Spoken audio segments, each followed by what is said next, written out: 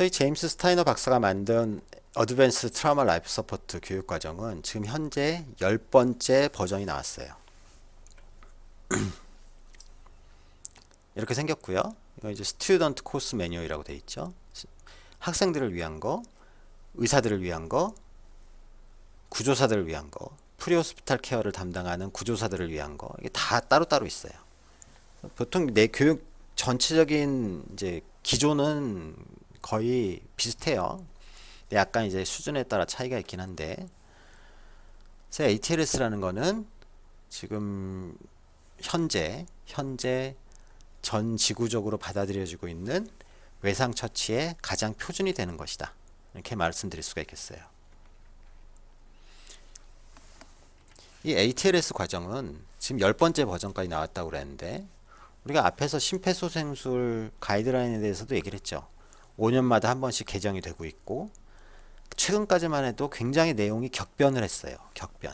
이전 가이드라인대로 하면 이번 가이드라인에서 이게 위배되는 그런 사항들이 꽤 많았는데, 이 ATLS는 처음에 만들어졌을 때랑 지금이랑 큰 차이가 없어요.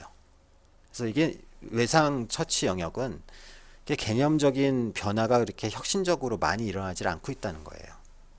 그렇다는 얘기는 여러분들이 한번 배워두면 죽을 때까지 써먹을 수도 있겠다. 그래서 이 교육과정은 잘 보면 이제 챕터가 13개로 되어 있는데, 챕터 1은 Initial Assessment와 Management, 그죠? 챕터 2는 AOA와 Ventilator Management, 챕터 3는 Shock, 그리고 챕터 4부터는 흉부, 복부, 두부, 척추, 근골격, 그리고 화상, 소아, 노인, 그리고 임산부, 그리고 환자를 이송하는 부분, 이런 부분들이 채워져 있어요. 그러니까 1, 2, 3이 총론이고 4부터 12까지가 강론이 되겠죠. 그리고 13은 시스템에 관련된 얘기고, 우리는 주로 1, 2, 3에 대한 얘기를 할 거예요. 챕터 1, 2, 3 중에서도 가장 핵심적인 부분은 챕터 1이다. 처음에 환자를 어떻게 평가하고 치료하는가, 이게 중증 외상에서는 가장 중요해요. 여러분들 CPR 심정지 환자에서 가장 중요한 건 뭐였어요? 생존을 담보하기 위해서 가장 중요한 것, 생존율을 향상시키기 위해서는 제세동, 그리고 초반에 얼마나 CPR을 열심히 잘했는가, 이런 부분들이었죠. ATLS에서도 마찬가지예요. 초반에 환자를 얼마나 신속하게 평가하고 적절하게 치료를 하는가가, 신의 손이 와서 수술을 한다고 해도 초반에 이게 실패하면 환자는 죽게 돼요. 아니면 예후가 굉장히 안 좋아지던지. 이 부분이 가장 중요하고, 여러분은 이 부분에 초점을 맞추시면 돼요. 이제 ATLS에 대한 강의를 오늘 이제 주로 할 거고요. 중증 외상이란 건 그럼 뭐냐? 앞에서도 이제 제목이 중증 외상의 이해인데, 중증 외상이란 게 뭔지를 좀 정의를 명확하게 하고 갈 필요가 있겠어요. 중증 외상이라는 거는 이렇게 얘기해요. 이거는 NHS라고 해서 요즘 코로나 때문에 많이 유명해진 단체죠. 영국 국가건강서비스 NHS. 중증 외상의 정의는 이렇게 돼 있어요. 멀티플, 여러 개의 장기가 있어야 되고, 여러 가지 손상이 있어야 되고, 그리고 심각한 손상이 있어야 되고, 이런 손상들이 어떻게 될 수 있냐? 심각한 장애와 혹은 사망을 유발할 수 있는 이런 것들을 메이저 트라우마라고 해요. 중증 외상, 우리말로는. 두부 손상, 건샷 운드, 그리고 교통사고. 아까 얘기했죠? 세 가지라고 그랬잖아요. 추락, 교통사고가 대부분이고, 두부 손상, 출혈, 그리고 건샷 운드 같은 경우에는 총기를 많이 사용하는 나라에서는 순위가 높다. 하지만 우리나라는 순위가 낮다. 그 제일 중요한 정의는 이거죠. ISS라는 점수가 있어요. 우리 뭐 GCS 이런 식으로 얘기하듯이 이건 ISS고, 이게 15점을 초과하면 얘를 메이저 트라우마, 중증 외상이라고 정의를 해요. 그럼 ISS가 뭔지를 알아야 되겠죠. Injury Severity Score라는 거고, 이 Injury Severity Score는 Abbreviated Injury Scale이라는 AIS라는 부분 점수들을 모아놓은 점수예요. 그럼 이 AIS가 뭔지를 아셔야 되겠죠. 그래서 몸을 6개 구역으로 나누는 거예요. 그 나눠진 구역마다 손상 진단에 따라서 0점에서 5점으로 점수를 줘요. 이건 어떻게 생긴 거냐 하면, 그러면 어떤 진단에 몇 점이 들어가냐, 이거는 아주 세부적으로 나눠져 있어요. 그래서 예를 들어보면 이런 식이에요. 자, 우리 병원의 전산에 있는 AIS 자료 검색하는 창인데 복부죠, 복부? 자, 복부로 들어가면 복부가 6개 구역 중에 하나예요. 6개 구역 중에 하나. 복부에서 보면 제주눔, 일리움, 헤마토마, 라서레이션, 퍼포레이션이 있냐 없냐, 어느 정도 시크니스냐 뭐 등등 해서 각 손상별로 옆에 점수가 쫙 있어요. 리버 같은 경우에 단순 컨투전인 경우에 2점, 라서레이션인 경우에도 2점, 그리고 서브 캡슐라 헤마토마가 50% 이상 차지하면 3점, 키드니 컨투전, 라서레이션, 럽처에 따라서 2점, 4점, 뭐 5점까지 이렇게 점수를 매기게 돼 있어요. 이런 식으로 우리 온몸에서 발생할 수 있는 모든 장기의 진단명들, 손상 진단명들을 다 넣어놨어요.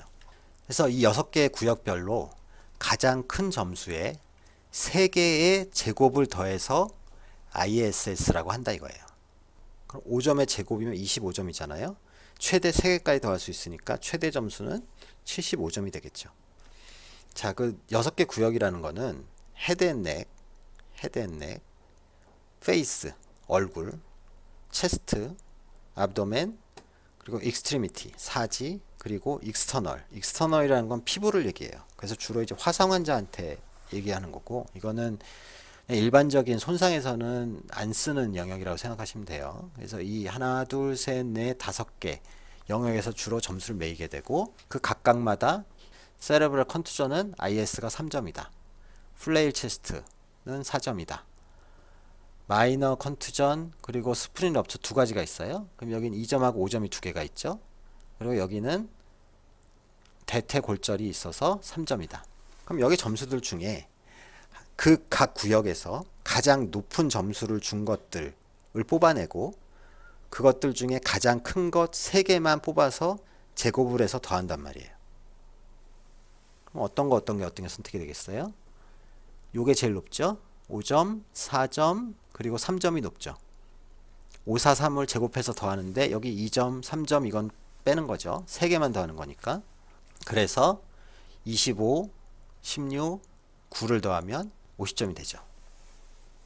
나머지 점수들은 안 쓰는 거예요. 그냥 안 쓰는 거.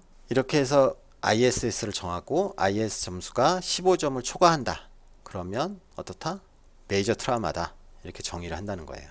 자, 우리나라의 외상 환자 통계를 보면 전체 사망에서 이 정도를 차지한다고 그래요. 이 정도. 심폐소생술 할 때도 얘기를 했었죠. 암과 뇌혈관 질환, 심장 질환, 당뇨병, 자살 여기까지 말씀을 드렸었는데 그 이후에 가장 많은 게 운수 및 추락사고, 메이저 트라우마죠. 그렇게 드물지 않다는 거예요. 우리나라에서 사망하는 원인의 외상이 그렇게 드물지 않다. 우리가 예방 가능 사망률이라는 게 있어요. 예방 가능 사망률이라는 건 뭐냐 하면 환자가 사망을 했는데 그 사망한 환자 중에 외상 체계가 제대로 잡혀 있으면 살려야 되는 환자들을 우리가 예방 가능 사망이라고 그래요. 그래서 전체 사망분에 죽어서는 안 되는데 죽은 환자들을 계산하면 예방 가능 사망률이 나오는 거죠. 그러니까 전체 사망 환자 중에 그렇다는 거예요. 여기 보면 1998년과 2010년의 비교가 있죠. 점점 수치는 좋아지는 추세고 1998년만 해도 외상으로 죽는 환자의 절반이 살아야 되는 환자인데 의료체계가 제대로 안 돼 있어서 죽은 거죠. 우리나라는 2010년에는 35% 정도 되고 현재 2020년 근방에 와서는 약 25%에서 30% 사이라고 그래요. 근데 이거 잘 보면 병원 전 단계가 원인이 되는 경우와 병원 단계가 원인이 되는 걸 살펴보면 예방 가능 사망률에 기여하는 것이 병원 단계가 병원 전 단계에 비해서 훨씬 높다고 그러죠. 이게 무슨 얘기예요? 예방 가능 사망률이 굉장히 높은데 그 중에서 병원에서 잘못하는 게 대부분이다 이거죠. 이것과 이거를 더하면 이게 되는 거죠. 2010년 병원 전 단계 예방 가능 사망은 5%고 병원 단계에서 예방 가능 사망이 29.8%다. 5.4와 29.8을 더하면 35.2가 되는 거죠. 예방 가능 사망의 대부분은 병원 단계에서 일어난다. 의사들이 잘못하는 거다. 외상 치료 시스템이 제대로 안 갖춰져 있다 이 얘기인 거죠. 선진국에선 20% 미만이라고 그래요. 예방 가능 사망률이. 자, 이제부터 본격적으로 ATLS 어드밴스드 트라우마 라이프 서포트에 대한 공부를 해보도록 하겠습니다. 자, ATLS는 골든 타임의 개념부터 시작을 합니다. 우리가 보통 골든 타임, 골든 아워라고 하는 것은 여러분들도 이제 많이 아시죠? 드라마도 많이 나오고 언론에서도 워낙 많이 언급이 되고 때문에 일반인들도 골든 타임이란 용어는 다 알아요. 그러면 실제로 의학적인 골든 타임, 골든 아워의 개념이 뭐냐? 우리가 일반적으로 외상에서는 골든 타임을 1시간이라고 설정을 합니다. 자, 우리가 현장에서 사고가 일어나고 이제 119 구급대가 현장에 도착을 하는 순간부터 이제 의료 행위가 된다고 생각하시면 돼요. 그래서 응급 구조사들이 현장에 도착을 하고 그 현장에서 환자를 구조하고 안전한 곳으로 이베큐에이션을 하고 나서 외상 치료가 시작이 되게 되는데 환자를 병원으로 이송을 하게 되죠. 그래서 대부분 외상센터나 일반 병원의 응급실에 도착을 하게 돼요. 그러면 응급실에 도착해서 응급처치들이 시작이 되겠죠. 그리고 1년의 응급처치가 끝나고 나면 수술장으로 옮겨서 수술을 시작하게 되죠. 이 수술장에 옮겨서 수술을 하는 이유는 뭐였어요? 앞에서 말씀드린 지혈 그리고 디컨타미네이션을 위한 수술을 하는 거죠. 그래서 수술적인 지혈 처치가 끝나고 수술장에서 나와서 중환자실로 옮겨서 데미지 컨트롤 서저리의 두 번째 스테이지인 중환자실 케어를 하게 돼요. 이거를 전체적인 시간으로 보면 어디서부터 어디까지가 골든 타임이냐, 골든 원아워냐, 어디서부터 어디까지일 것 같아요? 손상이 일어나고 사고가 일어나고 지혈 처치가 이루어질 때까지, 지혈 처치가 완료되는 시간까지가 우리가 달성해야 될 골든 아워, 원아워라는 얘기예요. 전체적으로 분해를 해보면 이게 60분 이내에 지혈 처치가 되려면 10분 해서 60분이죠. 현장에 도착할 때까지, 구조대가 현장에 도착할 때까지 10분. 이런저런 구조 활동이나 초기 처치를 하고 병원에까지 이송을 하는데 약 20분. 응급실에서 수술장 들어갈 때까지 약 10분. 그리고 이런저런 마취나 소독 후에 수술을 시작해서 수술적인 지혈이 이루어지는 시간까지 해서 60분 이내에 달성이 돼야 된다는 거예요. 우리가 일반적으로 우리나라에서 이루어지는 외상 환자의 진료 흐름이 이렇다는 거예요. 그럼 우리는 이제 욕인데 우리는 수술할 건 아니고, 물론 지혈을 여기서 할 수도 있겠죠. 응급실에서 지혈적인 처치가 이루어질 수도 있어요. 하지만 중증 외상인 경우엔 대부분 내출혈에 의한, 내부 출혈에 의한 샥이 많기 때문에 이런 경우는 수술장에 들어가야지만 해결이 돼요. 그럼 우리가 초기 응급처치 단계에서 쓸 수 있는 시간은 약 10분 정도라는 것이. 이게 현실적으로 가능하냐? 30분 이내에 병원에 도착하는 건 가능해요. 그런데 병원에 도착해서 30분 이내에 지혈 수술이 끝나느냐? 이거는 현재 우리나라 응급의료 체계로서는 거의 불가능하죠. 이게 가능하려면 어떻게 돼야 되겠어요? 이 단계를 다 스킵을 하고 현장에서 바로 수술장으로 가서 지혈 처치를 해야지 사실은 현실적으로 저 1시간이라는 골든타임을 달성할 수가 있어요. 우리가 응급실에 들어오면 보통 중증 외상 환자 같은 경우에 아주 많은 것을 하죠. 기도삽관, 센트럴 라인을 잡는다든지 수혈을 한다든지 수액을 준다든지 수혈을 한다든지 손상의 종류를 감별하기 위해서 전신 CT를 찍고 그걸 판독을 하고 각과와 컨택을 하고 실랑이를 하고 마취과와 수술이 되니 안 되니 실랑이를 하고 이런저런 시간들이 상당 부분을 차지해요. 병원에 들어와서 1시간 내에 수술장을 간다. 굉장히 훌륭한 진료가 이루어진 거예요. 병원에 들어와서 1시간 내에 수술장을 들어간다. 즉, 요 초록색 부분. 이게 거의 1시간가량이 걸린다는 거죠. 현재 의료 체계로서는 골든타임이 불가능하다 이거예요. 그래서 외상센터라는 게 필요한 거고, 그 외상센터에는 여러분들 언론이나 영화나 드라마에서 많이 보듯이 헬기로 환자를 실어서 바로 수술장에다 그냥 집어넣어 버리죠. 그렇게 하는 게 중증 외상 환자의 표준적인 치료가 되는 거예요. 그러면 초기 처치를 하는 의사들은 어디서 활동을 해야 되냐? 오히려 병원 전 단계, 환자를 이송하는 동안 환자를 평가하고 수술장에 들어가기 직전 혹은 수술장에 들어간 직후에 어떤 필요한 처치들이 진행될 수 있도록 환자 평가가 이미 이루어져 있어야 된다는 거죠. 상당히 어려운 일이에요. 우리에게 허용된 시간, 현실적으로 응급처치를 담당하는 1차 진료의가 외상 환자를 데리고 있을 수 있는 시간은 약 10분 정도밖에 없다 이거죠. 10분 안에 모든 걸 해내야 된다. 현실적으로 불가능하다는 얘기죠. 자, 외상에 의한 사망이 이렇다고 했어요. 교통사고, 자살, 폴, 추락, 총기사고 뭐 등등. 여긴 전쟁도 있고 포이즈닝도 있죠. 우리나라에서 주된 거는 중증 외상 환자의 사망은 교통사고와 추락이다. 자, 그럼 외상에 의한 사망을 계속 얘기를 하고 있는데, 그러면 사망이 일어나는 기전도 알았고 어떤 상황에서 외상 사망이 일어나는지도 알았고 우리가 뇌손상과 심각한 출혈 때문에 사망이 일어나는 그 병태 생리적 기전도 알았어요. 그러면 시간적으로 한번 볼까요? 그 사망이 언제 일어나는가 시간적으로. 첫 번째 피크가 있어요. 외상이 손상을 입고 나서 수초에서 수분 안에 환자가 사망하는 경우. 이 경우는 어때요? 구급대가 현장에 도착하기 전에 이미 죽어 있는 거죠. 병원에 오지도 못해요. 현장에서 즉사하는 경우죠. 뇌가 찢어지거나, 그러니까 뇌가 밖으로 나와 있는 거죠. 두개골이 깨지고 뇌가 튀어나와 있거나 뇌가 박살이 나 있거나, 브레인스템도 마찬가지고, 하이스파이널 코드, 이건 다 이제 연결된 거죠. 뇌죠, 뇌. 여기까지는. 그리고 여기는 심장, 그리고 대동맥, 혹은 대동맥에 준하는 큰 혈관들이 찢어지는 경우. 이런 경우는 현장에서 그냥 죽어요. 살리는 것이 거의 불가능하다.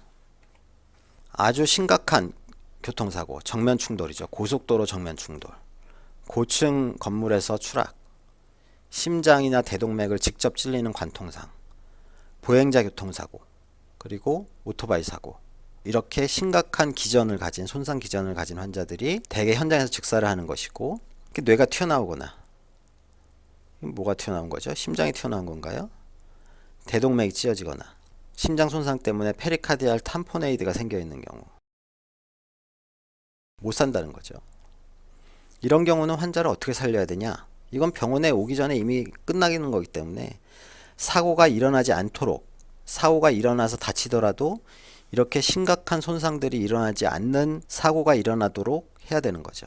이런 걸 예방하기 위해서 우리는 고속도로 가운데다가 중앙 분리대를 설치하고 안전벨트를 매라고 하고, 오토바이 타지 말라고 그러고, 오토바이 탈 때도 안전장구를 다 갖추고 타라고 그렇게 홍보를 하는 거죠. 두 번째 피크가 있어요. 이거는 수분에서 수시간 시간대에 사망을 하는 거고, 수분에서 수시간이라는 것은 환자가 병원에 도착하기 직전, 이송 중, 혹은 병원에 도착한 직후, 혹은 수술장에 들어가서 수술장에서 중환자실을 가서 그 초기에 하루 이내에 사망하는 거죠. 수시간이라는 것은. 이런 환자들은 어떤 경우들이 있냐면 두부 손상 중에 SDH나 EDH, 아까처럼 뇌가 튀어나온 경우는 못 사는 거고, 뇌가 잘 보존돼 있으면서 경막 하출혈이나 경막 외출혈이 생기는 경우, 경막 하출혈 SDH죠. 이거는 EDH고, 반달 모양이 EDH고 초승달 모양이 SDH다. 여러분들 뭐 잘 아실 거예요. 헤모소락스는 가슴에 피가 나는 거죠. 헤모니모소락스, 가슴 쪽에 피가 차거나 공기가 차는 경우. 스플린, 리버, 럽처, 비장이나 간이 터져서 피가 나는 경우. 펠빅 프랙처, 골반골 골절이에요. 골반 골절 때문에 환자가 왜 죽냐? 아니, 엉덩이 뼈가 부러졌는데 왜 죽지 환자가? 골반골이 부러지면 골반골 근처로 지나가는 아주 작은 혈관들, 하지로 내려가는, 그리고 회음부로 가는 그런 혈관들이 찢어지는 경우가 대단히 많아요. 골반 골절인 경우에. 출혈이죠. 역시 골반각 내로 대량 출혈이 일어나면서 환자가 사망하게 돼요. 헤모니모소락스 같은 경우에도 기흉, 긴장성 기흉인 경우에는 심장이 눌려서 옵스트럭티브 샥이 일어나서 죽는 거고, 헤모소락스 같은 경우는 피가 많이 나서 하이포볼레믹 샥으로 죽는 거죠. 스플린 럽처, 리버 럽처, 이런 것들은 왜 죽겠어요? 환자가 역시 터져서 피가 나서 복강 내 출혈이 다량으로 일어나서 그것 때문에 저혈량성 샥으로 사망하게 되는 거죠. 지금 말씀드렸듯이 다 블리딩과 관련이 있어요. 긴장성 기흉 말고는 다 블리딩 때문에 죽는 거예요. SDH, EDH는 샥으로 죽진 않죠. 왜냐하면 머리는 굉장히 공간이 좁고 뇌가 있기 때문에 거기서 피가 난다고 해서 하이퍼볼레믹 샥이 일어날 정도로 대량 출혈이 일어나진 않아요. 피부가 찢어져서 밖으로 피가 나면 그거는 하이포볼레믹 샥이 될 수 있겠죠. 그런데 뇌 안에 출혈이 있는 경우는 하이포볼레믹 샥으로 죽는 게 아니고 뭘로 죽는 거예요? 뇌 탈출, 브레인 허니에이션 때문에 생존을 위한 장기들이 역할을 못하면서 사망하게 되는 거죠. 이것은 하이포볼레믹 샥은 아니에요. 출혈은 출혈이지만 나머지는 다 하이포볼레믹 샥, 시그니피컨트 블리딩, 익생기네이션과 관련된 사망이다. 이런 거죠. 출혈, 헤모소락스, 허옇게 피가 차 있죠. 리버가 찢어졌어요. 리버가 거의 반쪽이 나 있죠. 그리고 피가 새고 있고 조영제가 새고 있고 비장이 찢어졌죠. 골반골절이 일어났죠. 이런 경우에 다 출혈 때문에 사망한다. 자, 이 세컨드 피크는 우리가 일반적으로 이야기하는 예방 가능 사망. 아까 앞에서 얘기했죠? 예방 가능 사망. 예방 가능 사망이란 거는 우리가 어떻게 아냐 하면 세컨드 피크에 사망하는 환자들의 원인들로 사망한 경우는 이거는 예방 가능한 사망이었다 라고 이야기를 하는 거예요. 이런 경우는 어떻게 돼요? 죽으면 안 된다는 거죠. 병원에 오기 전에 죽는 건 어쩔 수 없어요. 그건 unpreventable death예요. 그러나 병원에 도착해서 수분해서 수시간 안에 사망하는 경우는 preventable death다. 예방 가능한 사망이다. 이런 환자는 우리가 살려야 되는데 그걸 살리려면 즉시 환자를 평가하고 소생을 한 다음에 환자를 definite care, definite care라는 건 여기서 뭘 얘기하는 거죠? 지혈 수술, 지혈적인 처치를 완료할 수 있어야 된다. 언제까지? 1시간 이내에. 자, 그리고 현장에서 팔이 잘려서 피가 철철 나요. 그럼 현장에서 이걸 묻겠죠? 그럼 이건 어떻게 된 거예요, 지금? 현장에서 이미 지혈 처치가 끝났죠. 골든타임이 달성이 된 거예요. 자, 응급실에 왔는데 두피가 찢어져서 피가 동맥 출혈이 막 나고 있어. 우리가 수처를 했어요. 피가 멎었어요. 끝난 거예요. 이런 사람은 안 죽죠. 그 원인 때문에는. 복강내 출혈이 있어요. 앞에 말씀드린 간 출혈, 비장 출혈, 뭐 헤모소락스, 골반 출혈. 이런 경우는 우리가 수술장에 들어가야지 지혈을 할 수 있어요. 그래서 그런 경우에는 수술장까지 가서 지혈 처치가 끝나야지 골든타임이 달성이 되는 거예요. 시간이 중요하겠죠. 그래서 1시간 이내에 모든 걸 끝낼 수 있도록 우리가 노력을 해야 된다. 그러니까 당연히 우리가 ATLS를 공부하는 이유, 의사들이 ATLS를 공부하는 이유는 이 환자들을 살리기 위해서다. 세컨드 피크에 죽는 사람들을 예방하기 위해서다 라는 걸 아셔야 되고요. 자, 세 번째 피크도 있어요. 세 번째 피크는 수일에서 수주가 지나서 사망하는 경우예요. 오늘 죽진 않는데 내일 혹은 일주일 후, 2주 후에 사망을 하는 거죠. 이런 환자들은 왜 죽겠어요? 보통 죽는 원인을 보면 sepsis나 멀티플 오간 시스테믹 페일리어, 멀티플 오간 페일리어라고 부르는 그런 경우인데 멀티플 오간 페일리어가 발생하는 이유가 뭘까요? 샥이죠. 자, 외상 환자가 샥이 일어나고 치료를 했는데 나중에 멀티플 오간 페일리어로 죽었다. 이거 어디서 많이 듣던 얘기 아니에요? 샥에서 얘기를 했었죠. 샥이란 것은 리버서블 페이지가 있고 이리버서블 페이지가 있고 우리가 리버서블한 단계에서 환자를 샥을 해소를 해주면 환자는 살아나지만 그 어느 정도 단계를 지나가면 장기들이 망가지면서 사망한다. 바로 그 얘기죠. 그런 환자들이에요. 그러니까 이런 사람들을 살리려면 어떻게 해야 되겠어요? 샥을 리버서블 페이지에서 치료를 해내야 되겠죠. 그걸 치료를 해내기 위해서 우리한테 뭐가 필요한 거예요? 1시간 이내에 환자를 평가하고 소생할 수 있고 지혈적인 처치를 할 수 있는 개념과 기술과 시스템을 갖추고 있어야 한다는 거죠. 어디에서 문제가 일어난 거예요? 여기서 문제가 일어난 거죠. 여기서 초기에 처치가 빠르게 제대로 되지 않은 경우에 결국은 시간이 지나서 MOSF로 사망을 한다. 이걸 그림으로 보면 이래요. 자, 사망 퍼스트 피크, 얘는 unpreventable death라고 그랬죠. 브레인, 브레인스템, 하이스파이널 코드, 심장, 그리고 대동맥 쪽에 손상이고 세컨드 피크는 프리벤터블 데스고 우리가 살려야 하는 환자들이고 이것을 살리기 위해서 이런 환자를 살리기 위해서 우리가 ATLS를 공부하는 거다. 원인들은 지금 얘기한 대로 이런 것들이다. 세 번째 피크는 서서히 죽어가는 경우인데 결국엔 얘네들도 초반에 얼마나 처치가 잘 되느냐에 따라서 멀티플 오간 시스템 페일리어에 빠지느냐 안 빠지느냐를 결정할 수 있다.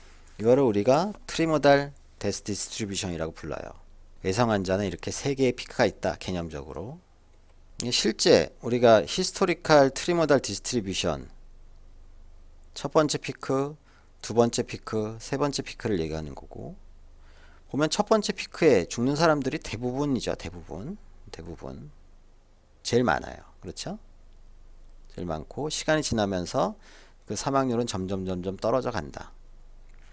여기서 보여주고 있는 거는 이 트리모달 중에 세컨드 피크와 퍼스트 피크 사이에 걸쳐져 있는 우리가 살릴 수 없는 환자들이 꽤 있다라는 거예요.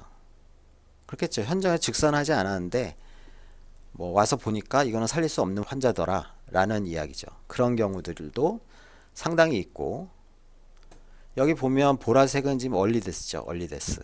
세컨드 피크에 죽는 사람들이에요. 보라색이 세컨드 피크에 죽는 사람들인데, 그런 사람들 중에서도 초기에 죽는 사람들도 꽤 있더라, 뭐 그런 얘기예요.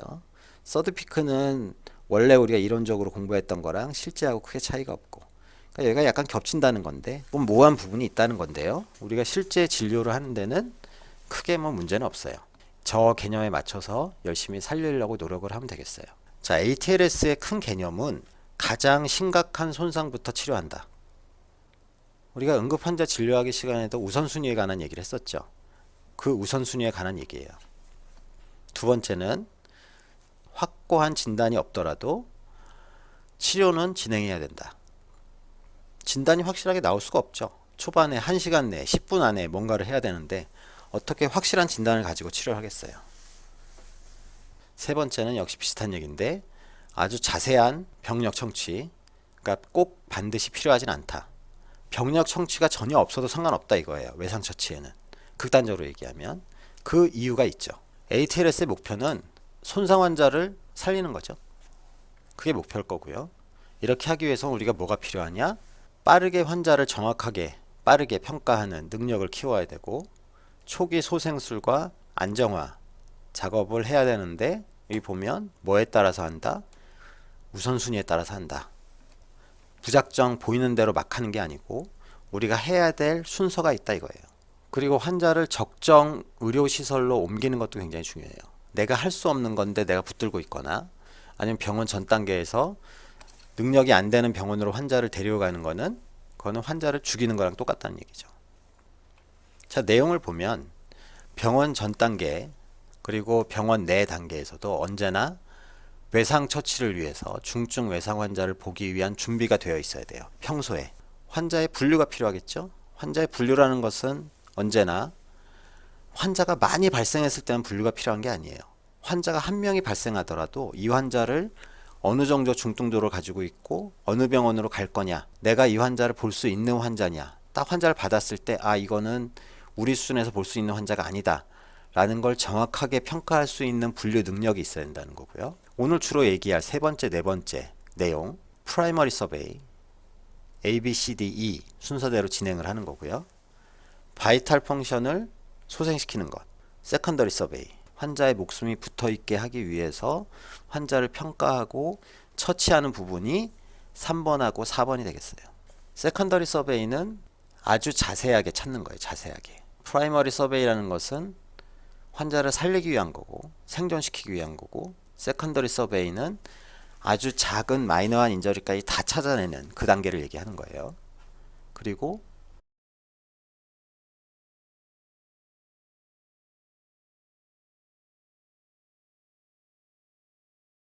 프라이머리 서베이부터 공부를 하죠. 자, 프라이머리 서베이라는 거는 우리말로 1차 사정이라고 그래요. 사정. 서베이요. 이 사는 무슨 어디서 나온 사냐? 조사한다는 사예요. 그리고 정은 교정한다 라는 그 정이에요. 조사하고 교정한다. 이게 의학적으로 얘기하면 뭐죠? 진단과 치료를 한다 이 얘기죠. 그러니까 이 서베이라는 개념에는 뭐가 들어있는 거예요? 진단과 치료가 동시에 들어있다 이거예요.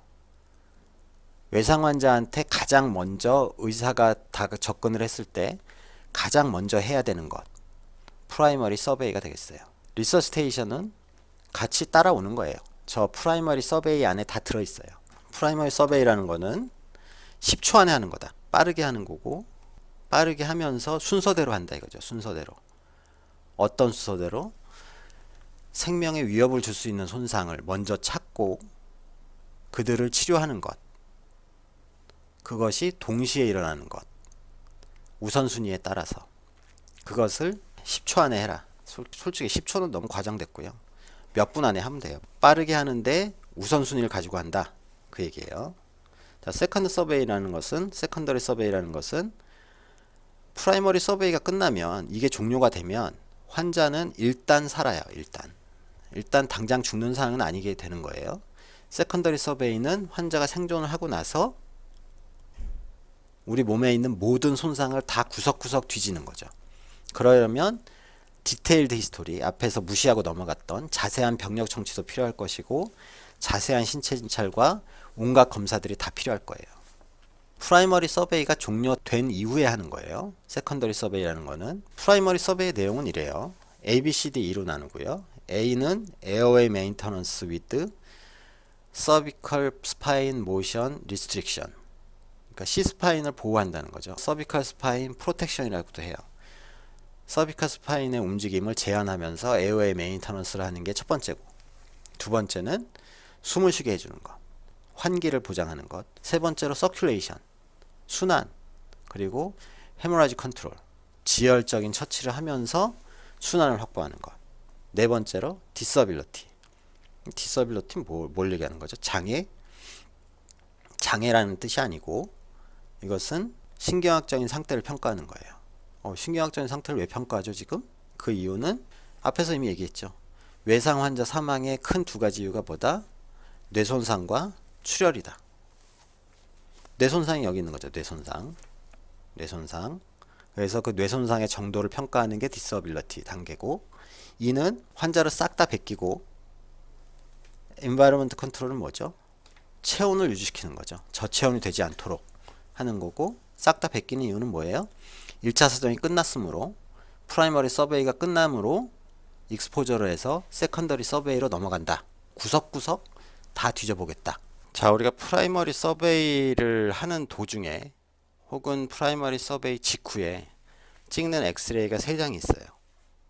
체스트 AP, C스파인 라테랄, 그리고 펠비스 AP예요. 이건 나중에 왜 찍는지는 차차 이제 공부를 하다 보면 알게 될 거예요. 이것은 검사실에 가서 찍는 게 아니고 소생실에서 찍는 거예요. 그러니까 환자를 처음에 받아서 막 보면서 처음에 이 세 가지 엑스레이를 반드시 확인을 해야 된다는 거죠. 자, 하나하나 볼게요. Airway Maintenance with Restriction of Cervical Spine Motion. 에어웨이를 확보하는 거죠. 심정지 환자 리서스테이션 순서를 얘기할 때는 CAB라고 얘기를 했죠. 그래서 CAB이라고 그래서 Compression Airway Breathing. 예전에는 심폐소생술의 순서도 역시나 ABC였어요. 그래서 예전에는 ATLS나 BLS나 순서가 다 ABCD였기 때문에 기억하기가 좀 편했죠. 내용은 그래서 예전에는 심폐소생술도 ABC, ATLS도 ABC였는데 이제 심폐소생술이 CAB로 바뀌어 나간 거죠. ATLS는 그대로 남아 있어요. 왜 ABC 순서냐? 얘는 심정지 환자가 아니라는 거예요. 심정지 환자면 심정지 알고리즘을 따라가면 돼요. 그래서 CAB 이 순서대로 하면 되는 거고, 여기선 지금 중증 외상 환자고 심정지가 오기 전에 샥에 빠졌을 수도 있지만 아직 심정지가 오지는 않은 환자를 대상으로 하는 거예요. 그래서 이런 환자 같은 경우에는 심장이 뛰고 있는 환자여서 일단 첫 번째 우선순위는 에어웨이가 돼요. 에어웨이를 확보를 하기 위해서는 첫 번째 포린바디를 제거하는 게 우선이겠죠. 자, 포린바디가 뭐 들어갔다기보다는 우리가 입안에서 출혈이 있거나 안면 골절이나 두부 외상이 있으면 출혈이 발생을 하거나 혹은 안쪽에 점막이 손상이 있어서 점막이 막 이렇게 튀어나왔다든지 점막이 떨어져 나왔다든지 하는 그런 포린바디들이 기도를 막을 수가 있어요. 그래서 그런 것들을 먼저 고려를 하고, 얼굴, 턱, 그리고 트라키아, 라링스 같은 곳에 프랙처가 있거나 점막에 손상이 있으면 이런 것들이 에어웨이 obstruction을 일으킬 수 있어요. 이런 거죠. 피가 아주 그냥 엉망이 됐죠. 얼굴이. 여기가 눈이고 코고 입이죠. 기관삭관을 했죠. 왜? 이 정도 다쳤으면 이 안에서 엄청 피가 날 거고 그냥 놔두면 기도가 막혀서 호흡정지가 올 가능성이 높기 때문에 기도 확보를 해야 돼요. 에어웨이 메인터넌스를 하는 거죠. 여기선 지금 어떤 방법으로 기도 확보를 한 거죠? 기관삭관을 한 거죠. 가장 확실한 방법이죠. 여기 보면 지금 사이로이드 카틸리지죠. 사이로이드 카틸리지가 부러졌어요.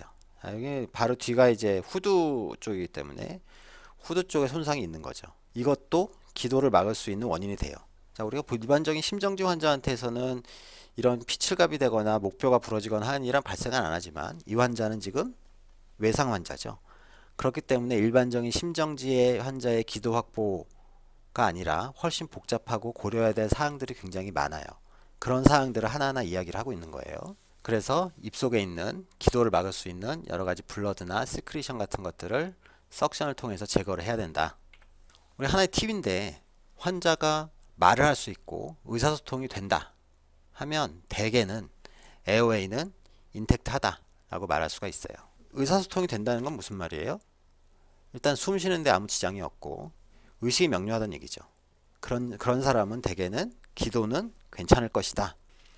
하지만 이거는 처음에 봤을 때 우리가 괜찮다고 그래서 영원히 그런 게 아니에요. 손상이라는 것은 처음엔 괜찮았어도 시간이 지나면서 충분히 악화될 수 있는 그런 가능성이 대단히 높은 상황이기 때문에 언제나 마음의 준비를 하고 계속 다시 확인하는 그런 태도가 아주 중요하겠어요. GCS에 대해서도 나중에 말씀을 드릴 텐데 대개 GCS가 8점 이하다. GCS가 8점 이하다라는 거는 의식이 안 좋다는 얘기죠.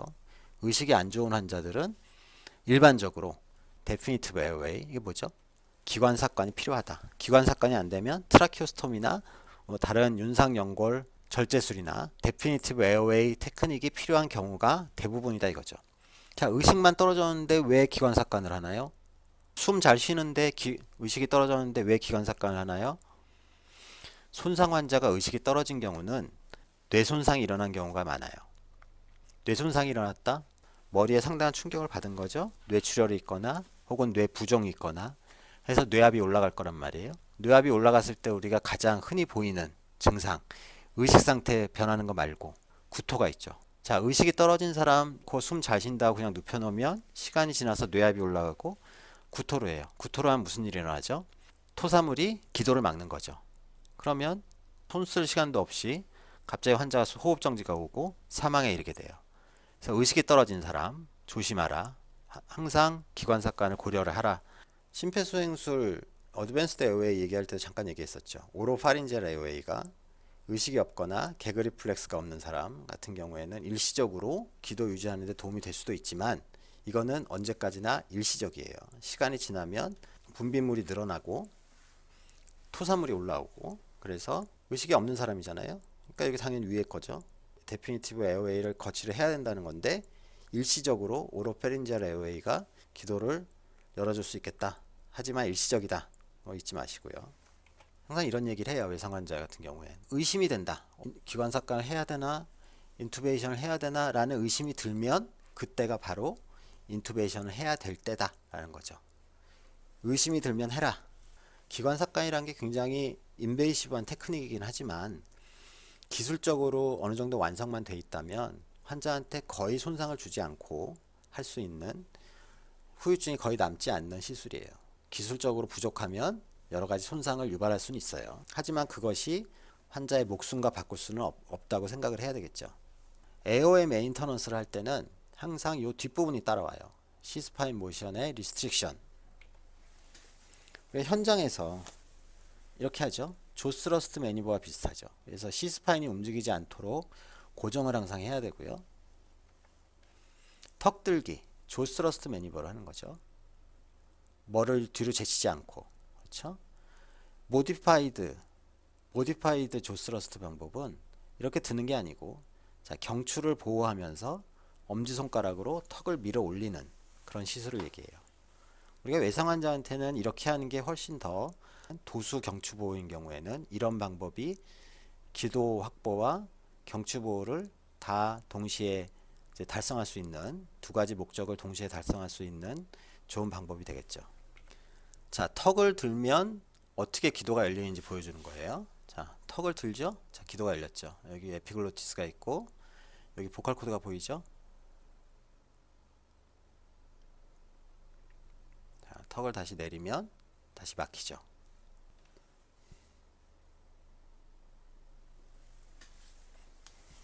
턱을 들어주면 기도가 막혀 있었죠? 턱을 들어주면 기도가 열려요.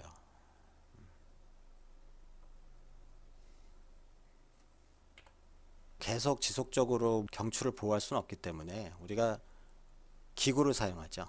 그래서 이런 경추 보호대, 네칼라라고 얘기하는 경추 보호대를 채우는데, 경추 보호를 할 때는 이 네칼라만 채우는 게 아니고 반드시 이런 블록을 옆에 세우고 이마를 완전히 고정해야지 목이 안 움직여요. 목을 안 움직이게 하려는 이유는 뭐죠? 경추 손상이 일어났을 때 우리가 목을 움직이게 되면 어떻게 해야 돼요? 2차 손상이 일어나서 신경 손상이 더 악화되는 거죠. 그런 걸 예방하기 위해서 반드시 목이 움직이지 않도록 단단히 보호를 해줘야 돼요. 언제 할까요? 그러면 경추 보호는 언제 할까요?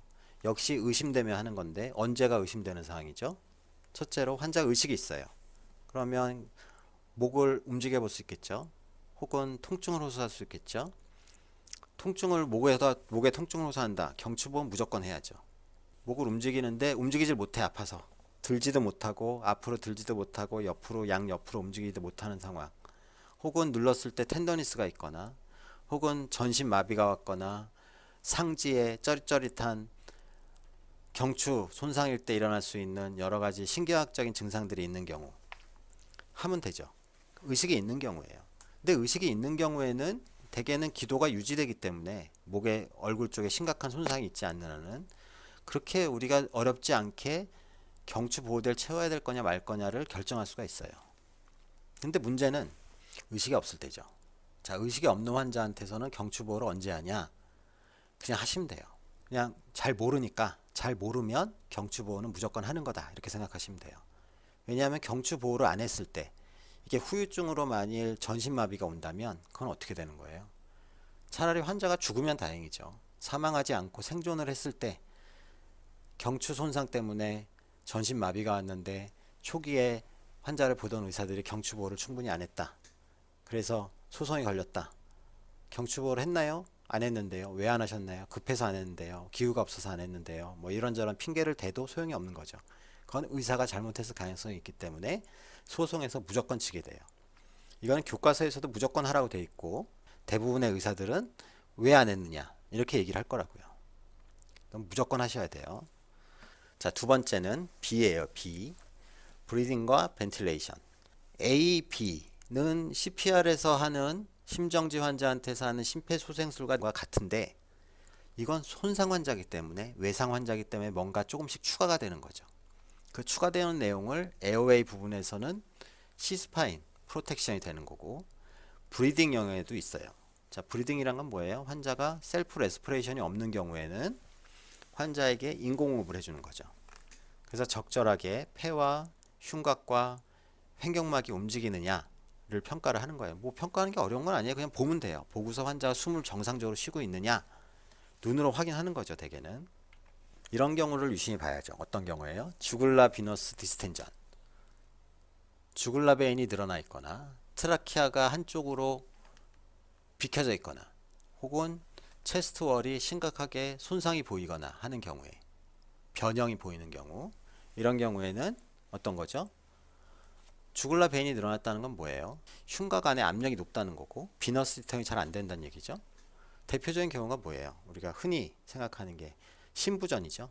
이 사람이 심부전이 있는 건가요? 그게 아니고 흉곽에 압력이 올라갔다는 거예요. 심장이 문제가 아니고, 심장이 문제일 수도 있지만 손상인 경우에는, 흉부 손상인 경우에는 어떤 경우에 주글라 베인이 늘어나 보이냐? 그렇죠. 흉곽에 압력이 올라가는 경우, 헤모뉴모소락스, 카디악 탐퍼네이드도 있을 수 있겠죠. 그래서 그런 것들을 고민을 해봐야 된다는 거고, 폐가 펴지지 않는 상황, 헤모소락스나 뉴모소락스가 있는 경우에는 우리가 인공호흡을 할 때 그거를 고려를 해야 된다는 거예요. 왜냐? 폐가 펴지지 않기 때문에. 지금 폐가 제대로 안 펴지는 거죠.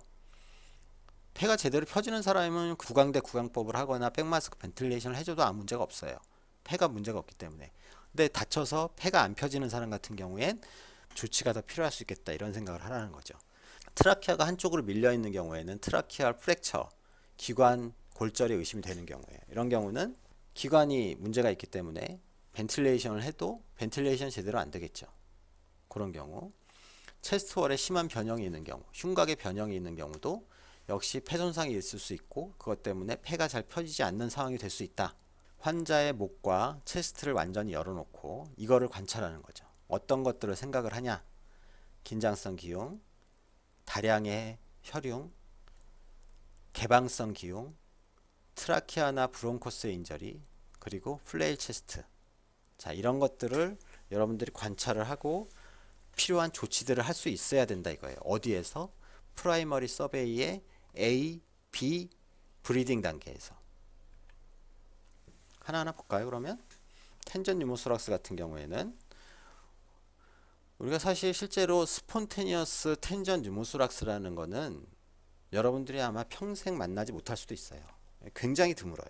그냥 기흉이 생겼는데 걔가 텐전이 걸린다. 이런 경우 사실은 거의 보기가 어렵고요. 우리가 임상에서 드물지 않게 만나요. 그 드물지 않게 만나는 상황이 언제죠? 손상 환자예요. 자, 손상이 일어나서 보시면 손상이 일어나서 갈비뼈가 부러지거나 뭐가 폐 손상이 있거나 해서 기흉이 생겼어요. 자, 기흉이 생기면 그 기흉은 그냥 기흉이에요. 언제 긴장성 기흉이 되는 거죠? 긴장이 걸려야 되는 거죠. 긴장이 걸려야 돼요. 심플 뉴모소락스가 텐전 뉴모소락스가 되려면 상당히 까다로운 조건이 있어야 돼요. 우리가 기관으로 공기가 들어가서 폐포로 들어갔다가 그 폐포가 터져서 폐 바깥에 흉강으로 공기가 들어가는 거죠. 흉강에 공기가 찰 때 우리가 그걸 기흉이라고 하는데 교통이 생긴 거란 말이에요. 그러면 공기는 양방향으로 흘러요. 처음에는 공기가 쑥쑥 들어가서 흉강 쪽으로 계속 공기가 들어가다가 어느 정도 흉곽에 공기가 차면 더 이상 안 들어가요. 왜? 압력이 그쪽에서 높아지면 어떻게 돼요? 그 다음에는 공기가 더 이상 들어가지 않고 양이 더 늘지 않거나 혹은 압력이 더 올라가면 거꾸로 빠져나올 수도 있겠죠. 그래서 일반적으로 스폰테니어스 뉴모소락스, 자발성 기흉의 경우에는 긴장성 기흉이 생기기가 거의 불가능해요. 그런데 손상 환자 같은 경우엔 그런 손상에 의한 기흉이 생겼는데 우리가 무슨 일을 하냐 하면 이 사람한테는 환자가 만일 호흡이 안 좋고 의식이 안 좋고 여러 가지 상황이 안 좋다 그러면 기관 삭관을 하게 되죠. 기관 삭관을 하고 나면 어떻게 해요? 대개는 엠부 배깅을 한단 말이에요. 포지티브 프레셔 벤틸레이션을 하게 돼요. 포지티브 프레셔 벤틸레이션을 하면 셀프로 숨 쉴 때와는 다르죠. 셀프로 숨을 쉴 때는 횡격막과 흉곽을 늘려서 공기가 빨려 들어가게 숨을 쉬는 건데 음압 호흡을 하고 있는 거죠. 이렇게 기관 삭관을 하고 바깥에서 공기를 짜놓을 때는 기관의 흉곽에 양압이 걸리게 되죠. 그러니까 압력이 높단 말이에요. 기관지 내에.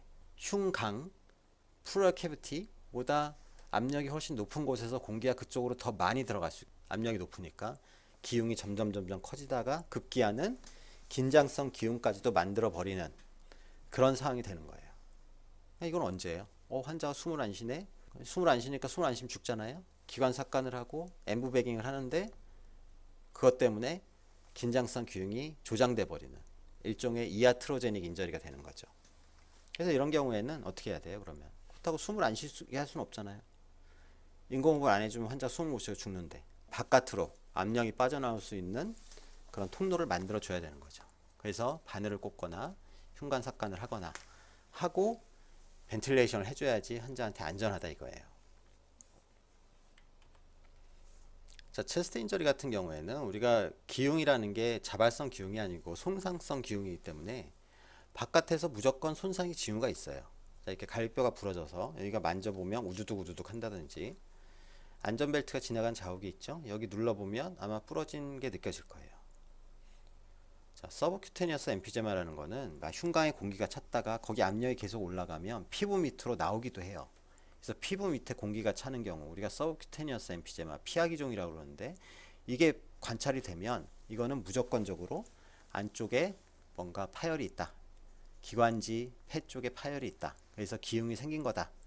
이렇게 생각을 하셔야 돼요. 대개 이렇게 좀 빵빵하게 부풀어 올라 있고 여기를 누르면 살을 누르면 그 부풀어 있는 부위를 꾹꾹 누르면 눈 밟는 소리 같은 게 나요. 안에 공기가 차 있다는 느낌 같은 게 느껴져요. 이거 한번 여러분들이 임상 실습을 나와서 관찰을 할 기회가 있으면 반드시 한번 만져보도록 하세요. 그래서 기흉이 생기면 이렇게 되죠. 자, 폐가 아주 많이 짜부러져 있어요. 여기 보면 이쪽은 정상폐고, 여기 하얗게 바스큘라 마킹들이 보이죠. 혈관이 지나간 자국들이 보이는데, 여기 보면 여기는 그런 게 안 보이죠. 비교해 보면 여기 그냥 텅 비어 있는 거예요.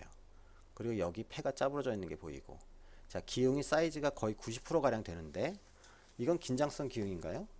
아니에요. 긴장성 기흉이. 긴장성 기흉이란 건 이렇게 생긴 거예요. 이렇게 생긴 환자한테 기관 삭관을 하고 엠부베깅, 양압 인공호흡을 하게 되면 어떻게 된다? 여기에 압력이 점점 올라가고, 압력이 올라간 것이 메디아스티눈과 심장을 밀어붙여서 카디악 아웃풋을 발생하지 않게 하는 텐전 뉴모소락스를 조장을 하게 된다 이거예요. 이렇게 되지 않도록 여러분들이 조심을 하고, 의심이 된다면 여기다가 구멍 하나만 내놓으면 절대로 텐전은 걸리지 않죠. 왜냐하면 바늘구멍 하나라도 나 있으면 압력이 그쪽으로 빠지기 때문에 절대 텐전 뉴모소락스가 생길 수가 없어요. 자, 매시브 헤모소락스 같은 경우에는 밖에서 우리가 청진이나 진찰로 알기가 어렵죠. 우리가 보통 엑스레이를 찍어서 이렇게 환자가 앉아 있는 경우에는 에어 플루이드 레벨이 보여서 이게 물이 찼구나라는 걸 알 수 있지만, 대개 의식이 없거나 중증 외상인 경우에는 환자를 눕혀놓고 엑스레이를 찍기 때문에 이게 밑으로 이렇게 깔리면서 전체적으로 허옇게 보여요. 자, 뭐 피가 찼거나 물이 찬 거죠. 자, 이런 경우에도 이게 심해지면, 아주 피가 많아지면 여기서 점점 이걸 밀어붙여서 그 심장과 기관지를 메디아스티눈 밀어붙일 수 있겠지만, 그렇게 되기 전에 뭐가 일어날까요? 이 많은 혈융 때문에 하이포볼레믹 샥이 일어나겠죠. 예, 그런 소견이 있을 거예요. 청진의 소리가 안 들리는데, 이게 소리가 전체적으로 안 들릴 때 우리가 확인할 수 있는 방법이 있죠. 진찰해서 타진을 해보면 물이 찬 것과 공기가 차 있는 것을 구별할 수 있을 것이고, 또 하나는 좀 더 확실하게 볼 수 있는 방법은 초음파를 대보는 거죠. 여러분들 나중에 응급실 나와보면 환자 옆에 항상 초음파가 있어요. 그냥 대보면 돼요. 그럼 피가 찼는지 공기가 찼는지 구별할 수 있어요. 이런 경우도 폐가 펴지지 않기 때문에 앞에 말씀드린 기흉이나 이런 경우에 폐가 이럴 때도 우리가 충분히 벤틸레이션이 안 되겠죠. 흉관 삭관을 고려를 해야 되겠죠. 오픈 뉴모소락스 같은 경우에 개방성 기흉이라고 해서 바깥에서 예를 들면 폐를 찔렀을 때 그 칼이 들어간 자리로 공기가 들락거리면서 기흉이 생기는 거예요. 그런 경우는 대개 텐전 뉴모소락스는 생기지 않죠. 왜냐하면 이미 뚫려 있기 때문에. 그래서 크게 걱정 안 해도 돼요. 그냥 프라이머리 서베이 단계에서는 상처만 덮어놓고 넘어가면 돼요. 자, 트라키아나 브론코스 인저리가 있는 경우, 자, 이런 경우 어떻게 하죠? 우리가 그 레벨이 좀 높다면 기관을 더 깊숙이 밀어 넣음으로써 기도 확보를 할 수가 있어요.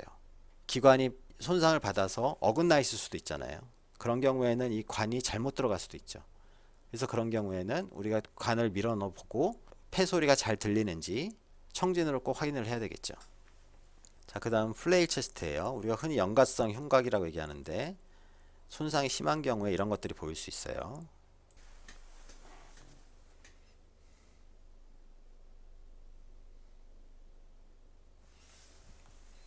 자, 이건 환자가 자발 호흡을 하고 있는 상태예요. 자, 이 부분을 보시면 숨을 들이마시는데 가슴이 펴지질 않고 오히려 쏙쏙 들어가는 소견이 보이죠.